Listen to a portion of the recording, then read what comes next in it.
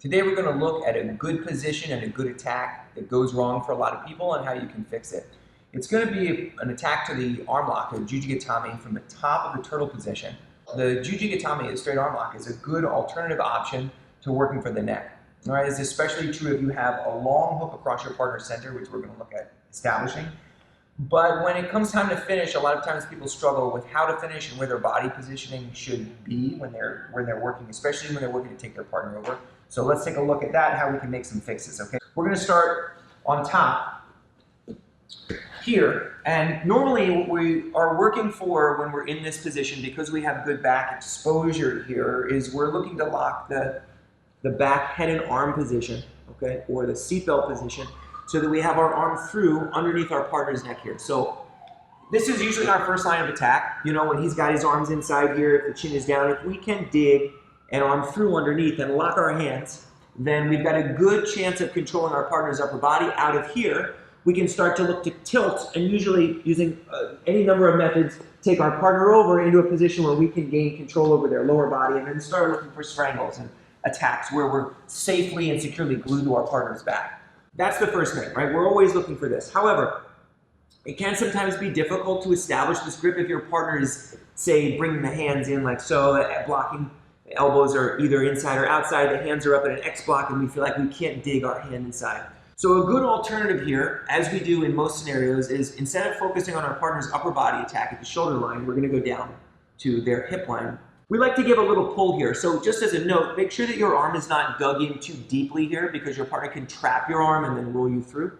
So we're going to start, after we realize that we can't get this grip, with a shallow grip here. Our hand's going to go to our partner's trap, and our second hand's going to go down here by our partner's hip. We're going to give a little pull.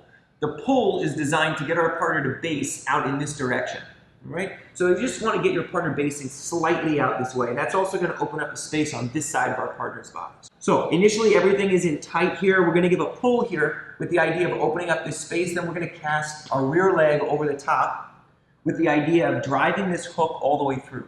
Okay, when you drive this hook all the way through, your target should be to get your shin parallel to the mat and parallel along your partner's belt line.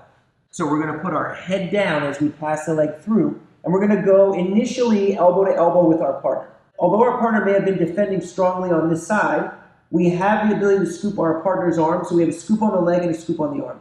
Now, out of this position, we're going to take our shin and we're going to pass it over the top of our partner's neck here. Okay, so I want to be kind of, you know, especially when you're training working with a partner here, you want to be a little bit cautious about how you're doing this, because you don't want to like smash right through their head. Of course, you don't want to knee them, because what we're going to look to do is lever our partner over. So you're not chopping them over, you're levering them over. Why do we bring the shin across the top of the neck? The reason is because a lot of times your partner's head is down.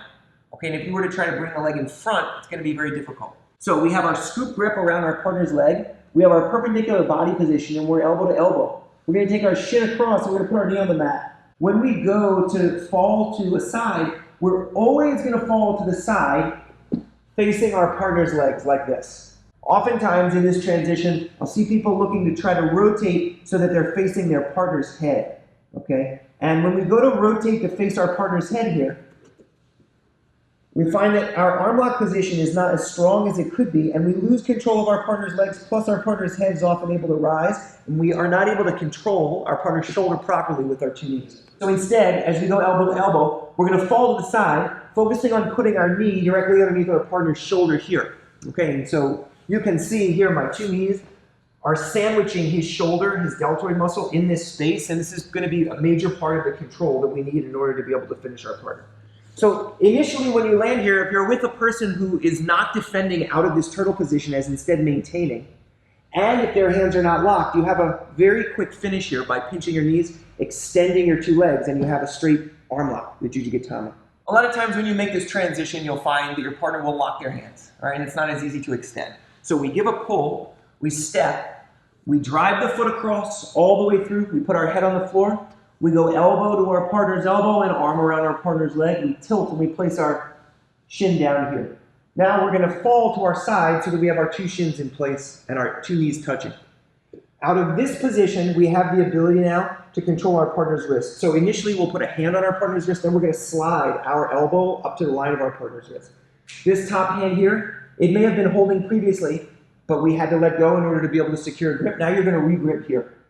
And we're going to draw our partner's knees up and over so that we can take them through and actually focus on finishing our arm lock from a position where we're on top. When you land initially here, you'll have control over your partner's leg, and you should be pinching your two knees. It's simply a matter of passing your top leg over to fit into the cross-face position. We can slide elbow up to our partner's wrist, separate the hands, and now we have a finish that's worth pursuing, okay? We're going to give a pull. We're going to pass the leg through. We put our hand on the floor initially.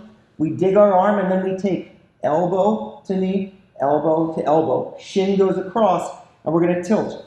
As we do so, we're going to drop so that our two knees are pinching tight together. Out of this position, our partner's arms are locked. We're going to take our top hand. We're going to reach anywhere from the ankle to the knee. We're going to gather up our partner's leg, and we're going to draw it across our body. As we rotate here, there's going to be a moment where our partner's hands are locked, and your right leg, your bottom leg here, is not going to be in the cross-face position. So we're going to adjust the hips.